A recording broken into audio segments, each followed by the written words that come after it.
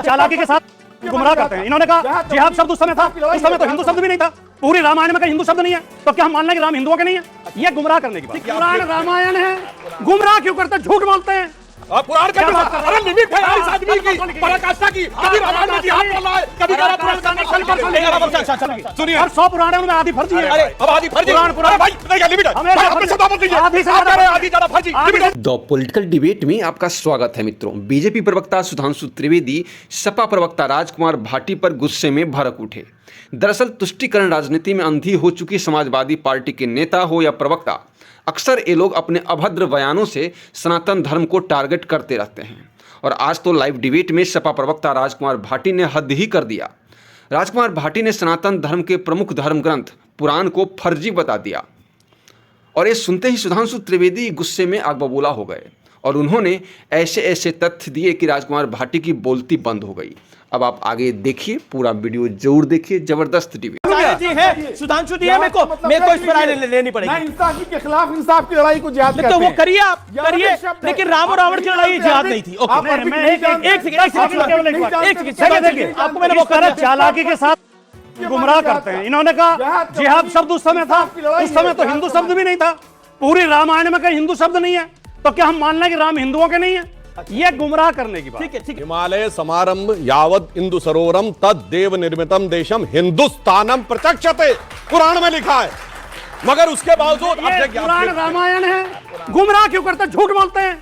मैंने रामायण कहा, महाभारत का, भाई पुराण का। अरे पुराण तो कल परसों लिखी गई हैं। पुराण का अरे लिमिट है यार इस आदमी की पराकाष्ठा की। कभी रामायण में जिहाद बोल रहा है, कभी कह रहा पुराण का कल परसों। सुनिए, पुराण कल परसों लिखी गई, सुनिए। और 100 पुराण है उनमें आधी फर्जी है। अरे अब आधी फर्जी पुराण भाई लिमिट है, अपने शब्द मत लीजिए। आधी ज्यादा फर्जी लिमिट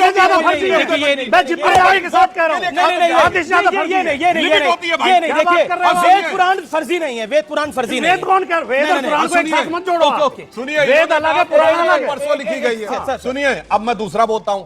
अष्टादश पुराणेषु व्यासस्य वचनद्वयम परोपकाराय पुण्याय पापाय परमिटेरम। व्यास कब हुए थे? कल परसों हुए थे।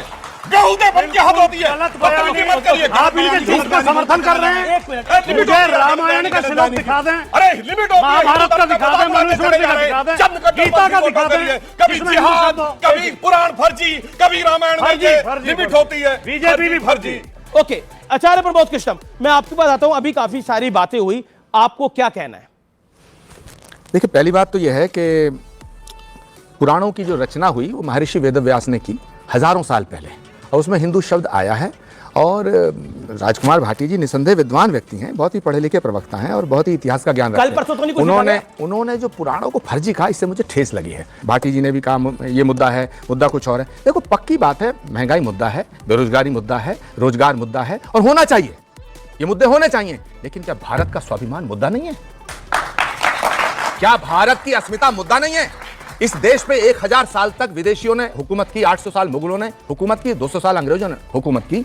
तो क्या हम भारत के गौरव को जो गौरवान्वित करने का काम कर रहा है, उसकी सराहना हमें नहीं करनी चाहिए? मैं अभी दुबई से लौटा हूं, आबू धाबी के अंदर, गल्फ कंट्री के अंदर, जहां 1000 साल पहले चुन चुनकर मंदिर गिराए गए थे, तोड़े गए थे, मंदिरों का सफाया हुआ था। अमीश देवगन जाना, आबू धाबी जाना, यूएई के अंदर जो भव्य मंदिर का निर्माण हुआ है, इसके लिए मैं नरेंद्र मोदी को सैल्यूट करता हूं।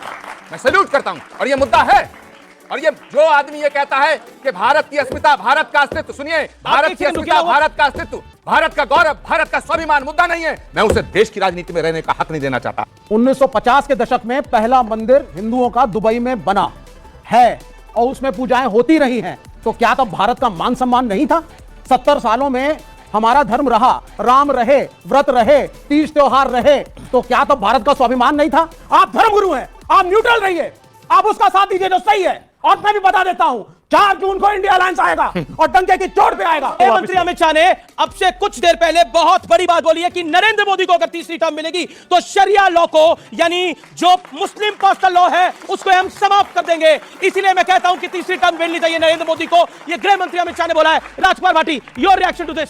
अमित शाह जी और माननीय मोदी जी और उनके तमाम नेता और तमाम प्रवक्ता पूरी कोशिश कर रहे हैं चुनाव हिंदू मुस्लिम पे ठीक है, सुधांशु केंद्रित हो त्रिवेदी, जाए, सुधांशु त्रिवेदी। लेकिन वो कर नहीं पा रहे। आपने शरिया बोला और उन्होंने वोट जिहाद बोला। शरिया और जिहाद जैसे शब्द आते ही इनके नेता क्या कहते हैं? सजदे में निगाह रहे, तमाम होश और खिरत पेश बादशाह रहे, तुरंत सियासत के आगे नतमस्तक हो जाते हैं। कहां बोल रहे हैं, बड़े जोर जोर से 1.5 गज की जबान निकाल के कहेंगे ये फर्जी है, वो फर्जी है, मगर दूसरे धर्म ग्रंथों के बारे में जैसे कहेंगे मैं उसका प्रवक्ता थोड़ी हूं, मेरे को उससे मतलब नहीं है। मगर जब आप कहेंगे शरिया, नहीं शरिया तो होना चाहिए, जिहाद, वो जिहाद का इतना मतलब समझाने लगेंगे जितना कोई मौलाना ना समझा पाएगा, जितना कोई मुफ्ती मुकर्रम बारी नहीं समझा पाएगा। लेकिन मैंने फिर ये बोला कि सियासत के इस दौर के अंदर हल्कापन बंद होना चाहिए, ये मेरा निवेदन है। और इस देश की जनता को मेरा बहुत बहुत हाथ जोड़ के निवेदन है कि कृपया अपना वोट डालने जरूर जाएं।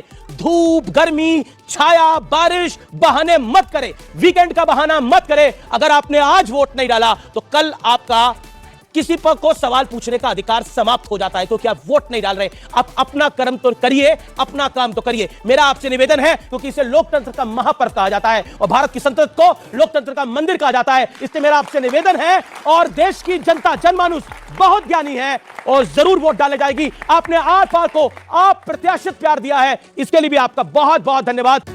तो मित्रों, कैसा लगा ये डिबेट? अपने विचार कमेंट में जरूर लिखिए, वीडियो को लाइक करें, शेयर करिए और अगर पहली बार हमारे चैनल पर आए हैं तो चैनल को सब्सक्राइब करने के साथ बेल आइकन जरूर प्रेस कर लें ताकि नए वीडियो की नोटिफिकेशन आपको मिलती रहे।